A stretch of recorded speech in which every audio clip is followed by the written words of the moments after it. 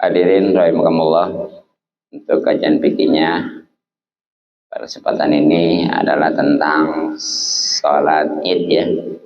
Walaupun masih lama ya, tapi kalau sudah disiapkan mah ya insya Allah ya. Ya kayaknya ini dulu dicoret ya. Nggak apa-apa lah. Yang punya dan bawa kitab halaman 165 ya. Bismillahirrahmanirrahim. Faslun, ini suatu pasal. Jadi ini suatu pasal yang insya Allah akan menjelaskan tentang sholat Id, baik itu Idul Fitri maupun Idul Adha ya. Idul Fitri sebenarnya mah yang kecil, ada itu justru yang besar, tapi kenyataannya gimana? Iya, kalau Idul Fitri mah rameh, Idul Adha sepi ya. Tapi beda kalau di wilayah Kulon tuh. Itu justru kalau Idul Adha rameh. Ya, dan di kita mah, di kita juga alhamdulillah sekarang mah ya Idul Adha juga bikin korban gitu. Ya. Iya, sebenarnya mah yang gede itu Idul Adha itu sebenarnya ya. Pulang kampung. Iya, bener. Karena pulang kampung katanya. Wih, lembur. Itu ya. Wa sholatul Ida ini dan sholat dua hari raya Ail Fitri yakni Idul Fitri wal Adha dan Idul Adha sunnatun, itu sunnah muakkadah yang dikukuhkan ya. Jadi hukum daripada sholat Idul Fitri apa Id, baik Idul Fitri maupun Idul Adha ini kalau menurut mazhab Syafi'i ya, hukumnya sunnah muakkadah. Termasuk menurut Imam Malik. Nanti ada kalau menurut Imam Abu Hanifah ini wajib ain. Dosa kalau nggak sholat ya. Makanya itu di daerah-daerah yang bermadzhab Hanafi itu nggak boleh ditinggalin karena wajib ain. Iya. Nah, sedangkan kalau menurut Imam Ahmad bin Hambal itu wajib tapi kifayah. Jadi dalam hal ini terbagi tiga kubu ya. Yang sunnah muakkad itu menurut Imam Syafi'i dan Imam Malik ya. Yang wajib ain menurut Imam Hanafi dan wajib kifayah adalah menurut Imam Ahmad bin Hambal. Ya, kalau kifayah mah seadanya enggak juga, yang penting udah ada gitu ya. Coba tuh kalau wajib ain menurut mazhab Hanafi, harus ya. Nah itu hukumnya. Kemudian cara pelaksanaan gimana nih sholat Id? Watusra'u, dan dilakukan sholat Id itu jamaatan, baik dengan berjamaah, walil mumparidin, bagi orang yang sendirian, wa musafirin, dan orang yang musafir, wa hurin yang dan merdeka, wa amdin dan budak, wa ulsa dan bencong, wa umratin dan perempuan tapi la jamilatin yang nggak cantik, juga walazati hayatin, tidak mempunyai tingkah, artinya nggak belagu gitu ya, nggak genit gitu ya. So, jadi cara pelaksanaannya sholat Id nih, baik Idul Fitri ya maupun Idul Adha, itu adalah dengan diberjamaahkan.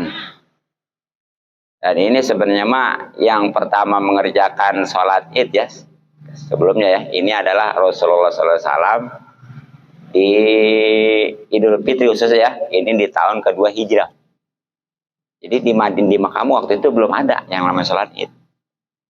Begitu Rasulullah hijrah ke Madinah, nah di kedua tahun kemudian kan di situ mulai diwajibkannya tentang puasa ya. Dan karena memang puasa itu identik dengan Idul Fitri, makanya Id juga dilaksanakan. Itu baru Idul Fitri. Jadi lebih dulu Idul Fitri daripada Idul Adha gitu. Nah tadi pelaksanaannya sholat Id ini adalah dengan diberjamakan ya. Yang namanya berjamaah ini ya minimal 2 gitu. Udah boleh-boleh aja. Tapi ini bagi selain yang haji. Kalau yang haji mah justru sunahnya sendiri-sendiri. Karena apa? Karena banyak kesibukan ya. Ya bahkan kadang-kadang yang haji mah itu sholat juga kagak kadang-kadang. Apalagi kalau memang dia dihadapkannya ketika mau jumroh akobahnya itu pas di waktu pagi itu ya. Kan sebenarnya mah yang namanya jamaah haji ketika tanggal sebelum haji nih, ini baru keluar dari Muzdalifah kan ya, ya dari Mina kan tuh, dari Arafah ya, hukum. Kemudian mabit di Muzdalifah. Nah kemudian dia dikirim ke Mina, itu kan pertama sekali kan jumroh akobah. Itu kan yang paling banyak itu pas pagi ya karena waktu utama. Nah makanya di sini nggak disunahkan untuk diberjamakan. Jadi dia mau udah sendiri-sendiri aja gitu. Iya gitu ya. Nggak banyak yang nggak sholat kalau jamaah haji. Iya, iya. Makanya alhamdulillah. Ya kadang-kadang boro-boro berjamaah sholat juga kagak itu kadang-kadang. Tapi saya waktu itu alhamdulillah karena memang waktu jumrah akobahnya jam 3 ya sebelum subuh. Saya jumrah akobahnya sebelum subuh. Jadi sebelum subuh itu kadang-kadang kalau yang nasibnya bagus, kalau nasibnya kurang bagus, jangankan subuh, Johor hari Lebaran itu masih di Muzdalifah. Sedangkan di Muzdalifah mah nggak ada tenda. Ya. Kalau di Arafah emang tempat kita 1 hari 1 malam kan gitu ya. Apalagi di Mina mah kan kudu 3 hari, bahkan kalau dari tanggal 10, 11, 12, 13, 4 hari. Ya minimal 3 hari kan tambah 12 ya. Ini yang namanya napar awal. Kan napar awal sampai tanggal 12. Kalau napar sanis tanggal 13. Itu di Muzdalifah, Johor. Tahu sendiri tenda nggak ada kan? Batu aja gitu ya. Wow. Itu. Sahara itu ya. Nah, jadi itu. Dan juga boleh nih yang namanya sholat Id ini bagi yang sendirian juga nggak apa-apa. Jadi nggak syarat udah berjamaah kan dia masih bagaimana sholat 5 waktu aja gitu. Beda dengan sholat Jumat kemarin ya. Jadi nggak ada khutbah. Iya tapi nggak ada khutbah nih. Jadi kalau sendirian berarti siapanya ngedengerinnya gitu ya. Atau dia khutbah tinggal dengerin siapa, kalau dia nggak dengerin khutbah siapa kan gitu ya. Bahkan nih termasuk kalau komunitas jamaahnya perempuan wajib dipisah nih. Jadi kalau laki-laki mau udah jelas dah tadi ya, memang sunnah dan pastinya ada khutbah, diberjamakan pasti ada khutbah.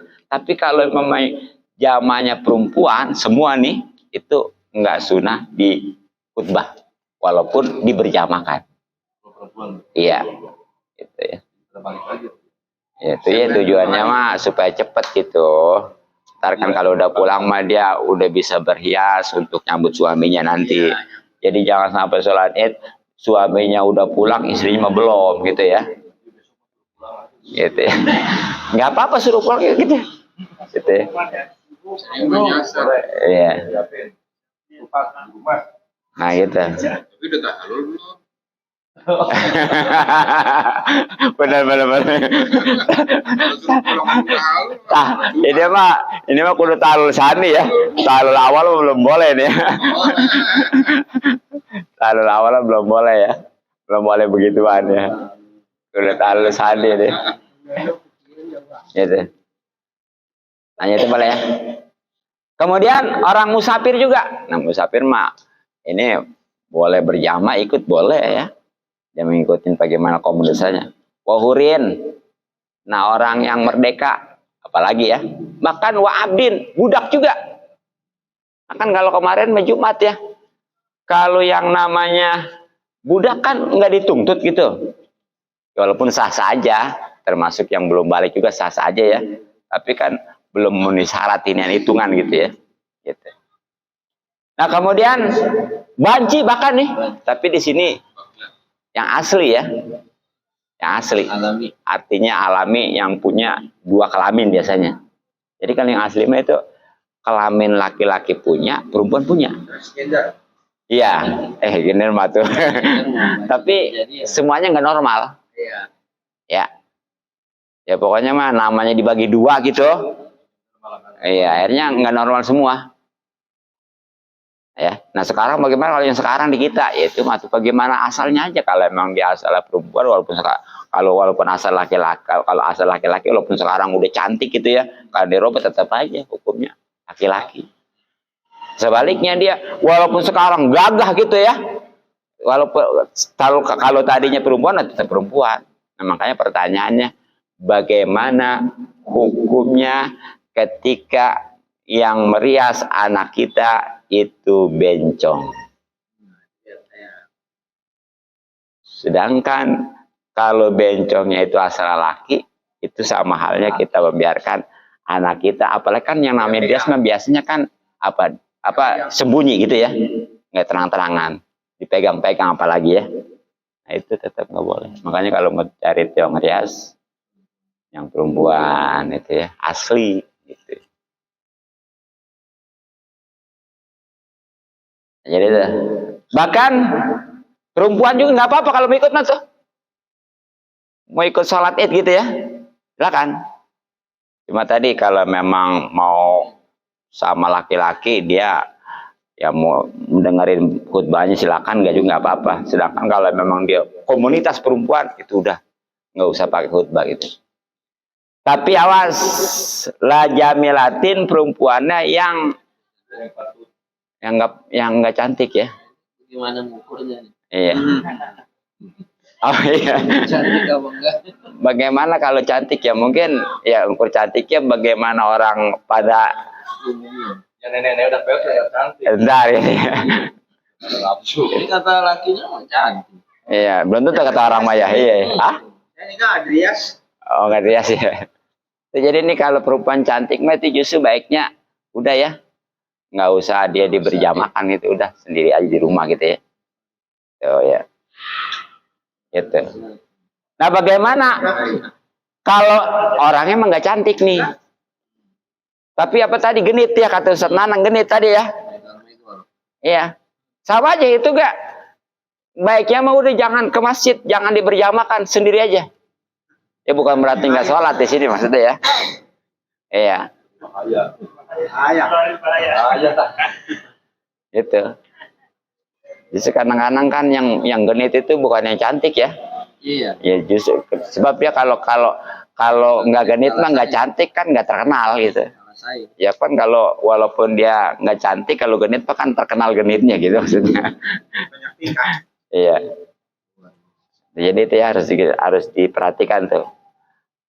Kalau perempuan cantik ya itu nggak usah ke masjid dah, rumah aja. Ataupun dia nggak cantik tapi genit, sama aja itu ya. Ya. Begitu. Ya. Itu. Nah sekarang bagaimana kalau nenek-nenek? Nenek-nenek ada situ, nenek-nenek tuh, ada. Jadi ada hukumnya sama, ada aturan di sini ya. Nenek-nenek juga. Bagaimana dengan nenek-nenek? Amal ajuzu. Adapun perempuan yang sudah tua, nenek-nenek, patah dulu maka sunnah hadir dia tuh al-id, sholat id ya. Ya maksudnya hadir ini berjamaah gitu. Tapi syaratnya nih, tuh ada syaratnya, nenek nggak sembarangan ya, ada aturannya. Satu, pisyabi baitiha, ya memakai pakaian rumahnya. Artinya dia mau udah pakaian lebaran yang dipakai dulu. Ya, pakaian yang sehari-hari aja dulu. Jadi nggak usah jreng-jrengan gitu ya. Itu. Dan yang kedua itu tanpa memakai parfum. Itu dua syarat nenek itu. Boleh hadir, dia ikut berjamaah ya. Sholat itu baik Idul Fitri maupun Idul Adha, dengan catatan satu, dia jangan pakai pakaian baru dulu, pakaian biasa aja. Kedua, jangan pakai parfum. Dan yang ketiga ya, di kitab tausenya nih, caranya adalah kalau memang dia punya suami, itu harus ada izin dari suami. Jadi ada aturan seperti itu, baik yang sendirian, yang musafir, yang merdeka, yang budak, perempuan, banci ya. Itu yang cakep, perempuannya juga ya, yang jelek tapi belagu, nengil, genit, ya termasuk nenek-nenek juga tuh ada aturannya gitu ya. Iya. Nah kemudian waktu sholatul id dan waktu sholat id mabaina tulu'i syamsi itu ialah waktu antara terbit matahari wa zawaliha dan tergelincirnya. Jadi yang namanya waktu sholat id ya, ini waktunya sama dengan sholat duha lah kurang lebih ya, gitu aja. Jadi dari mulai terbit matahari sampai tergelincir gitu, dari situ. Tapi kalau mandinya mah nih, yang namanya sholat id mah karena memang nggak ada hubungan dengan sholatnya ya. Beda dengan Jumat. Kalau Jumat kan kemarin mandinya ada hubungan dengan sholat. Makanya niat juga usolli nawaitul ghusla li sholatil Jumati ya. Jadi niat saya mandi untuk sholat Jumat kan. Makanya dia mah sunnah juga bagi yang hadir sholat Jumat, yang ikut sholat Jumat walaupun perempuan. Perempuan mau hadir Jumat sunnah mandi. Tapi kalau enggak gitu aja. Makanya dia mah dengan berakhirnya Jumat, berakhir pura waktu mandinya kesunahannya.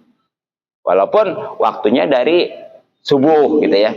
Nah sedangkan kalau mandi sholat id mah nih, mandi lebaran mah ya, itu karena nggak ada hubungan dengan sholatnya, dia mah dari tengah malam nyampai maghrib. Jadi walaupun udah lewat nih waktunya tuh sholat idnya, dia mah tetap disunahkan. Karena hubungannya bukan dengan sholat, tapi dengan hari. Makanya niatnya gimana? Nawaitul ghusla mi yaumi id, gitu ya. Saya niat saya mandi dari hari lebaran. Ya soalnya kalau Fitri, Idul Fitri, kalau ada Idul Adha begitu ya. Nah, jadi itulah tentang hukum dan aturan juga waktunya sholat id, baik itu Idul Fitri maupun Idul Adha. Nah nanti bagaimana prakteknya ya, insyaallah pada kajian berikutnya. Mudah-mudahan kita panjang umur dan istiqomah pastinya ya. Mohon maaf dan maklum. Subhanaka bihamdik asyhadu an la ilaha illa anta astaghfiruka wa atubu ilaik. Assalamualaikum warahmatullahi wabarakatuh. Warahmatullahi wabarakatuh. Allahumma sholli ala sayyidina Muhammad fil awwalin wal akhirin wa barik wa sallim wa radhiyallahu anna sahabi rasulillah ajmain. Bismillahirrahmanirrahim. Alhamdulillahirabbil alamin. Allahumma inna nas'aluka ma 'allamtana fadlu ilaina inda hajatana ila rabbil alamin. Allahumma inna nas'aluka ridhokal jannah wa na'udzubika min sakhatikal nar wal ma'sil maqasidana fid dunya wal akhirah. Balik merabul khair, Rabbana atina fid dunya hasanah fil akhirati hasanah wa qina adzabannar. Sallallahu alaihi jami'il amin. Alhamdulillahirabbil alamin. Hanya Kiai. Siap. Iya deh benar.